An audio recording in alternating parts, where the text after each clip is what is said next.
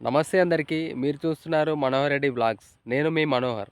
ఈరోజు మన వీడియో ఏంటంటే, నేను ఒక షార్ట్ వీడియోలో ఒక పండ్లను చూపించి ఇవేం పండ్లని చెప్పేసి అడిగిన కామెంట్‌లో. మీరందరూ చాలా వరకు వాటిని రేగు పండ్లని అన్నారు. యాక్చువల్‌గా అవి రేగి పండ్లు కాదు. నేనిప్పుడు చూపిస్తాను చూడండి. ఇవి చూస్తానికి రేగు పండ్ల లాగానే ఉంటాయి. ఈ చెట్టు కూడా మనకు సేమ్ రేగు చెట్టు లాగానే ఉంటది గానీ, ఇది రేగు చెట్టుకు సంబంధించినటువంటి జాతే గానీ వీటిని రేగు పండ్లు అనరు. వీటిని గ్రీన్ యాపిల్ బెర్రీ అంటారు.